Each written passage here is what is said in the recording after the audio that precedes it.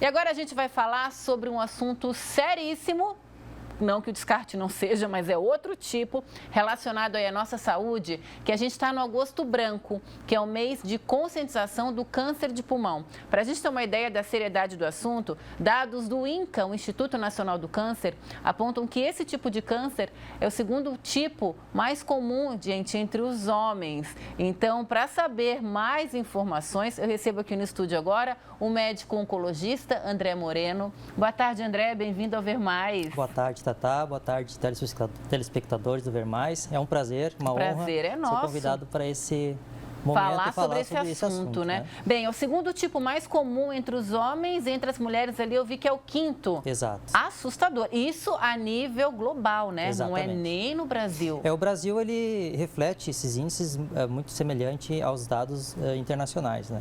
Isso, claro, varia entre um país e outro em relação à exposição aos fatores de risco, né? Mas o índice brasileiro segue muito o índice mundial, é mais ou menos isso mesmo. E embora seja o segundo mais incidente em homens e o quinto mais incidente em mulheres, ele é a principal causa de óbito por câncer em ambos os sexos, né? Câncer de pulmão. Quando somos os dois sexos, né? Então, essa é a importância, né, dessas campanhas, né, de conscientização em relação a esse tipo de câncer, né? Que mata muito, né? Entendi. Quando se fala em câncer de pulmão, geralmente as pessoas falam assim, ah, não, câncer de pulmão é óbvio, né? Só tem quem fuma e eu não fumo, eu tô tranquilo. Mas eu acho que isso é uma coisa que tem que desmistificar, né? Porque o câncer de pulmão não pega, entre aspas, não tem somente os fumantes, né? O tabagismo é o principal fator de risco, né? Cerca de 85% dos casos de câncer de pulmão, os pacientes têm algum histórico de tabagismo, ou ativo ou passivo, né? Conviveu algum tempo com um paciente que fumou, né? Então, nós temos ainda 15%, cerca de 15% de pacientes que sequer tiveram exposição ao fator de risco principal, que é o tabagismo, né? Então, entra aí outros fatores de risco, né? Doenças infecciosas, doenças inflamatórias, né? Exposição a outros fatores, a poluição, nós estamos vivendo aí, né, o aumento da poluição e, obviamente, fatores estritamente genéticos, né? Então, tem essa parcela da população que pode ter, sim, o câncer de pulmão sem ter a exposição ao fator de risco principal, que é o tabagismo. O principal é esse, tem os outros, e aí vamos falar dos sintomas agora, né? Imagino que um câncer de pulmão não é alguma coisa silenciosa e que quando você se dá conta, você, ai meu Deus, já tenho, não tem mais cura, não tem mais tratamento. O grande problema e confundidor dessa doença é que, como a grande maioria dos pacientes fumam, né? E os pacientes que fumam há muito tempo, eles têm o que a gente chama de tosse crônica, sempre estão tossindo, né? E esse é um dos principais sintomas do câncer no estágio inicial. Então, confunde, né? O paciente acha que é do próprio hábito de fumar. E é por isso, né, que muitos casos de câncer de pulmão ainda são diagnosticados em estágios avançados da doença. E é por isso da gravidade e é por isso que mata muito, né? Porque falseia ali o início dos sintomas, né? Entendi. Os outros sintomas, além da tosse, nós temos aí a perda de peso, né? O paciente perde muito, começa a perder peso mais do que habitual. E algumas vezes arraias de sangue no catarro quando ele tosse, né? Então, esses são os principais fatores de risco, apresenta as principais alterações clínicas que os pacientes queixam. No caso de uma pessoa que é fumante há muito tempo, está na dúvida, existe algum tipo de exame que você possa diagnosticar precocemente ou esse tipo de câncer só é diagnosticado quando ele já está instalado? Boa pergunta, né? A gente sempre tenta buscar na oncologia, né, exames e testes para tentar diagnosticar o mais precoce possível, né? Porque aí é nesse momento, é nessa situação que a gente consegue curar os pacientes, né? E por muito tempo se discutiu, né? A gente tem isso no câncer de mama, a gente tem isso no câncer de intestino, a gente tem isso no câncer de colo de útero, a gente tem isso na próstata, né? Então, a gente tenta sempre buscar para os outros tipos de câncer. O câncer de pulmão não foi diferente. Então, recentemente, depois de muitos estudos, né, se mostrou que tem algumas situações, principalmente dos pacientes que têm um histórico de tabagismo de longa data, em que a gente pode fazer, sim, um determinado tipo de tomografia, né? Que a gente tem que lembrar também que a tomografia, ela tem radiação, ela tem contraste, então a gente tem que julgar esse risco-benefício e direcionar esse tipo de exame para um determinado tipo de paciente. E aí sim seriar esses pacientes que têm um histórico de tabagismo para tentar sim diagnosticar a doença em estágio inicial e abordar de uma maneira inicial e consequentemente elevar a chance de cura. Tem sim.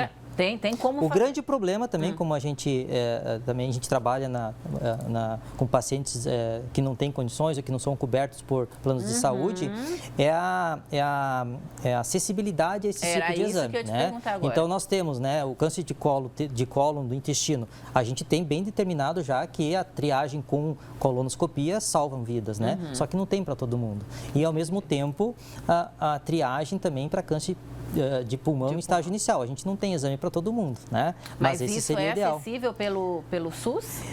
A máquina tem pelo SUS, Tem. o problema é a fila, né? Então, hoje, muitas vezes, a gente não consegue fazer a tomografia para o paciente que tem o câncer e precisa tratar. Imagina você fazer triagem, né? Então, a gente vive muito ainda nessa questão do cobertor curto, né? Sim, puxa aqui, falta lá. Então, isso desde o estagiamento, do tratamento, do acompanhamento, esse desafio, né, persegue-nos diariamente. Não só nós profissionais, mas principalmente quanto os pacientes e os familiares, né? Entendi. Existe um tempo mínimo que um fumante tem que se considerar fumante para desenvolver a doença ou não? Essa pergunta é muito boa e é o que a gente recebe muitas vezes, né, no nosso consultório. Não é só o tempo, né? É também a intensidade do tabagismo, né? Tu pode fumar durante 10 anos, mas tu fuma muito pouco. Então, a gente tem um índice que calcula, que é o índice, que é a carga tabágica, né? Que relaciona o tempo, que o índice é anos-maço, o maços-ano, né? Quantos maços fuma por ano, em média, né? E qual então, que é aquele paciente, por exemplo, que fuma uma carteira por dia por 20 anos, né? Que é bastante, for pensar, né? 20 cigarros dá, né? 20 cigarros. 20 cigarros. 20 cigarros por dia por 20 anos, né? Ele tem um índice que a gente chama de carga tabágica de 20 anos maço. Mas aquele paciente que fuma, por exemplo, 5 anos, mas fuma 4 carteiras por dia, ele fumou menos tempo, mas mais intenso. Ele tem o mesmo. Existe isso? Alguém que consegue fumar 4 carteiras por dia? Eu já atendi paciente que fumava mais de 10. Meu Deus, gente! Até o Jair aqui soltou um bicho. A gente brinca que ele acendia só um fósforo no dia. Um fósforo no dia, porque era um no outro até acabar o dia, né? Que loucura! Então, o limite é inimaginável. Daí a gente entra em outro assunto que daí é mais profundo, que é com relação ao vício mesmo, né? De onde é que se desenvolve, de onde é que vem, mas não é assunto para o doutor hoje, isso é outro assunto para outra causa. Vamos falar um pouquinho sobre mitos e verdades? Sim. Tá?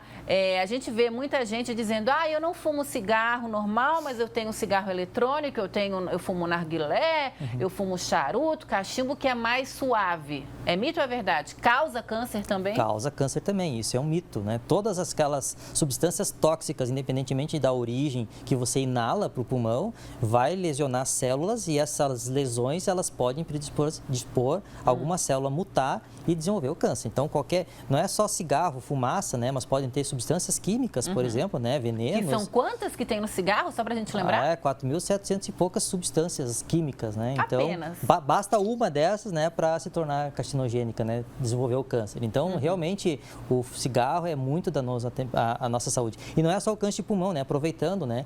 Ele está relacionado a 30% das neoplasias. Ou seja, se todo mundo parasse de fumar agora, daqui 20 anos, 30% menos câncer existiriam no mundo. Entendi. Então, você tem um impacto, né, desse hábito na vida das pessoas e na saúde pública, nos gastos, enfim, né? Então, a gente entra numa outra discussão, né? Sim.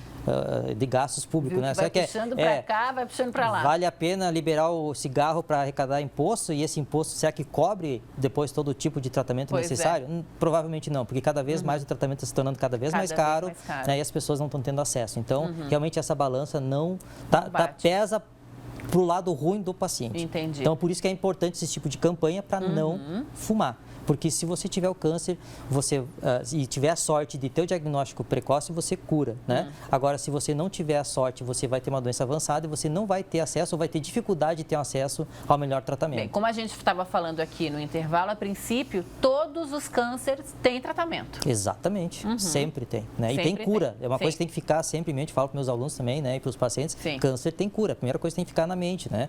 E essa cura passa invariavelmente pelo diagnóstico precoce, tá?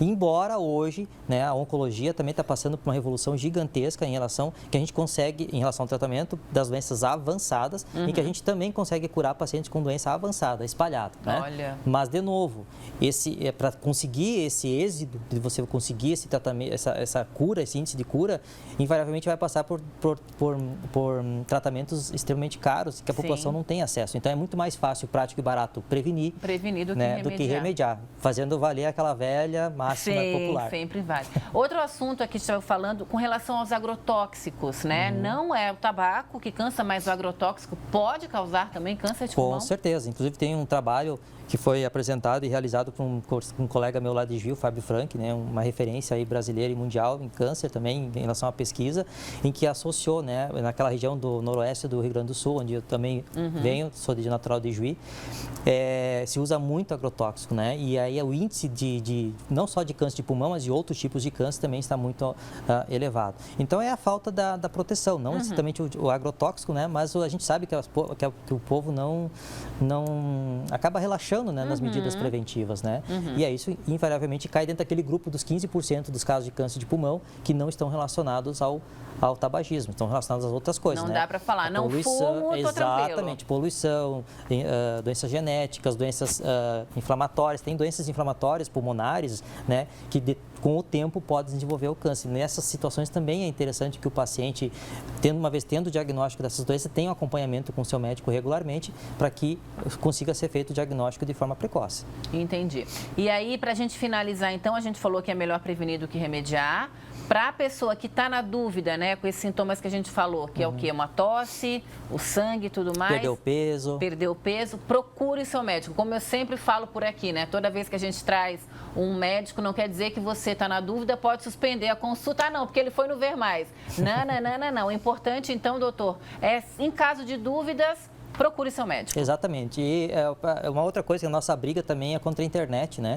Tem muita coisa, o pessoal vai para a internet, não vai para o médico, né? Primeiro vai para a internet. Então, assim, a internet tem muitas verdades, mas tem muitas coisas falsas também. As coisas verdadeiras, na maioria das vezes, elas são mal interpretadas, né? Então, mais um motivo para buscar o seu médico também. Até pode ir para a internet, mas depois confronta com o que o seu médico falar. Porque você, às vezes, não tem o conhecimento, né, necessário para interpretar aquilo que a internet está falando. Exato. Mesmo que seja verdadeiro. Sim. Muito obrigado pela tua participação. Obrigado a você. Espero vê-lo outras vezes por aqui, falando de bons assuntos, né?